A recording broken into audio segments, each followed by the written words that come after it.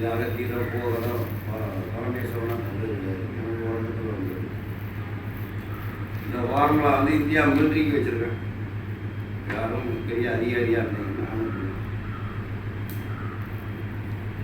India மிலிட்ரிக்காரங்களுக்கு கொடுக்குறது இந்த formula.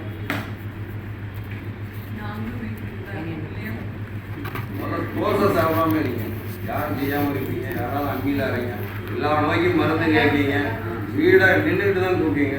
முடிஞ்சு கட்ட வாரி யாராவது வாங்குறீங்களா? துணி வச்சு துடைப்பாங்க. அதனால துடைச்சா என்ன போகும்? ஏழுங்கம்மா, துணி வச்சு துடைச்சா டிஸ்பிள் உள்ள வருமம் போயிடும். குனிஞ்சு துடைப்போம். ஆட்டை ஒரு அரைக்கிறது வருமம் போயிடும்.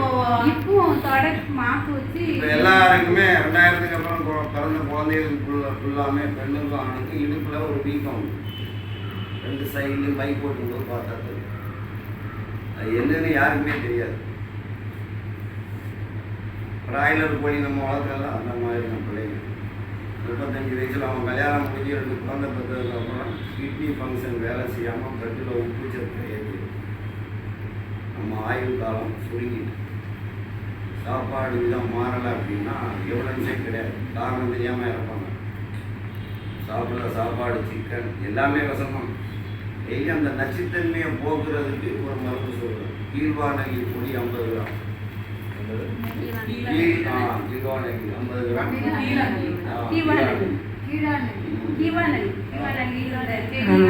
ஆமாம் ஆமாம், அது நம்ம பொடி தயார் பண்ணலாமா? கடையிலே வாங்கலாம். கீழ்வானகி 50 கிராம், நிலவேம்பு 50 கிராம், ரெண்டையும் மிக்ஸ் பண்ணி டெய்லி 2 கிராம் காலை உணவு வெறும் வயிற்றில் சாப்பிடணும்.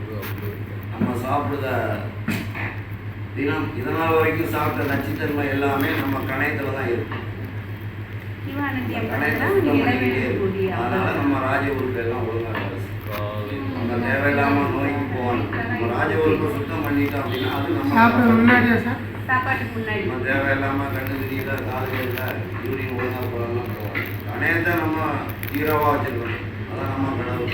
பாக்கியெல்லாம் துணை கடவுள் தான். பிள்ளையார், அண்ணன், தம்பி, அம்மா, அப்பான்னு இருக்காங்களா அந்த மாதிரி. சாப்பாட்டுக்கு முன்னாடி உணவு காலையில் வெறும் வயிற்றில் சாப்பிடணும். 2 கிராம் 1 இது வந்து 48 நாள் சாப்பிடலாம்.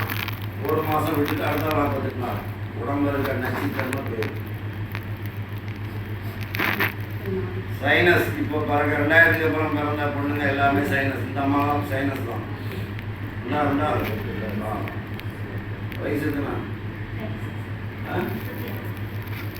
குழந்தை சைனஸு உள்ள தாய்மார்களுக்கு பிறக்க குழந்தை சைனஸாக தான் பிறகு இழப்பு 2000 பிறந்த பிள்ளைகளுக்கு எல்லாமே ஸ்கின் அலர்ஜி, சைனஸ், மூக்கில் சதை வருது, தொண்டையில் சதை வருது, வெளி மூலம் மைண்டு சேஞ்ச் ஆகும், ஃபிக்ஸு வந்துடும். 21 வயசுல நிறைய பசங்க 7, 5 வயசுலேயே கை கால் தலைச்சவங்க. இது எல்லாமே சைனஸ். தாய்மார்களோட கர்ப்பப்பை ஒழுங்காக வேலை செய்யாமல் சும்மா கண்டதை தின்னுட்டு பாத்ரூம் ஒழுங்காக போகாமல் பேருக்கு கல்யாணம் முடிச்சுட்டு கடமைக்கு பிள்ளையை பற்றிட்டு ஆஸ்பத்திரிக்கு முடிஞ்சு இதுதான் உண்மை. சைனஸுக்கு நிகர் கண்டுபிடிக்கவே முடியாது. அதுக்கெல்லாம் என்கிட்ட மருந்து சிம்பிள் மருந்து தான். 1 வருஷம் வயசுக்கு ஏஜை பொறுத்து சரி பண்ணுவேன். மைண்டு சேஞ்ச் ஆனவங்களுக்கு கொடுப்பேன். கால கிரக நிலை நல்லா ஆரோக்கியமாக வளரணும்னா அமாவாசைக்கு கடலில் குளிச்சா பல நோய் நம்மளை விட்டு போயிடும். காரணம் என்ன அப்படின்னா முன்னோர்கள் தான் சொல்லியிருக்கோம். அமாவாசைக்கு போய் கடலில் குளிச்சு தர்ப்பணம் கூடாது. அது முன்னோர்களுக்காண்டிலாம் கிடையாது. அமாவாசை அன்னைக்கு கடலில் ஆழ்கடலுக்குள்ள இருக்கிற சங்கு எல்லாமே மேலே மொத்தமாக அது மூச்சு விட்டு மூழும்போது கடல் தண்ணியும் அது மூச்சு விடும்போது சர்க்குலேஷன் அதில் ஒரு கரண்ட்டு கரைக்கு வரும். நம்ம கரையில் நின்று குளிக்கும்போது நம்ம ரத்த நாணங்களுக்கு தேவையான வைப்ரேஷன் கரண்ட் வந்து நம்ம உடம்புல முதுகு தண்டில் இருக்கிற சக்கரங்கள், இயங்காத சக்கரம், சனி தசை, ராகு தசை, கேது தசை, கண் திருஷ்டி, சூனியம் வச்சது, இயங்காத சக்கரம் மூலாதாரம், அது இயங்கின உடனே எல்லா சக்கரமும் இயங்கும். ஒழுங்காக மூளை வேலை செய்யும்.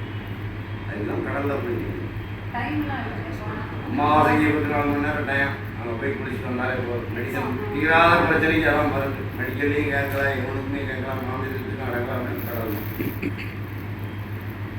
இன்னும் ஆன்மீகத்தில் தனக்குத்தானே எல்லாரும் சூழ்நிலை ஓவரா ஆன்மீகத்தில் வீட்டுக்குள்ளேயே கோயிலை கட்டிக்க முடியும். அதெல்லாம் தவறு. வீட்டுக்குள்ளே சாமிலாம் வராது. புரியுதா? லிமிட்டாக ஆன்மீகத்தில் இருக்கணும். கடலே பார்க்காதவங்க ரொம்ப பேர் இருக்காங்க சார். போய் தான் ஆகணும் சார், வேறு வழியே கிடையாது. ஏன்னா இன்டீரியர் இந்தியாவுக்குள்ள சார் லட்ச லட்சமாக காலி பண்ணுறீங்க, உடம்பா உமாக்குறீங்க. எங்கேயாவது ஒரு கன்னியாகுமரியிலேயே வேளாங்கண்ணிலே போய் குளிச்சுட்டு வர வேண்டியதான். மலச்சிக்கல்ங்கிறதுக்கு தோசை சாப்பிடக்கூடாது. தோசை பச்சரிசி ஐட்டம் சாப்பிடக்கூடாது.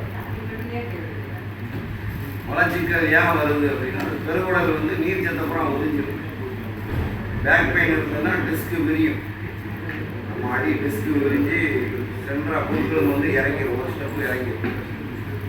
அடி கொப்பளுக்கு கீழே ஒரு பை இறங்கிடும். உடலை தாங்கி இருக்க பை வந்து இறங்கினோம்னா மலம் வந்து நேராக வராது, சுற்றி. சும்மா மலச்சிக்கல்னால் நிறைய பிரச்சனை இருக்குது. காரணம் நிறைய இருக்குது. மூலத்தில் 9 வகை 8 வகை. நம்ம பிறப்பிலே ஒரு மூலம், மூல நோய் 8. இது மூல நோய் தீரணும் அப்படின்னா குப்பமேனி பொடி 50 கிராம். பேசும்போது கொஞ்சம் பேச விடணும் மேடம். இதேமாதிரி யாரும் பேசுறீங்களா? கூட 1 மணி நேரம் கொடுங்க. குப்பமேனி பொடி வந்து இலை பொடி தானா, சம்பளம் குச்சி வேறலாம் கிடையாது. 50 கிராம். சம அளவு திப்பிலி பொடி மிக்ஸ் பண்ணி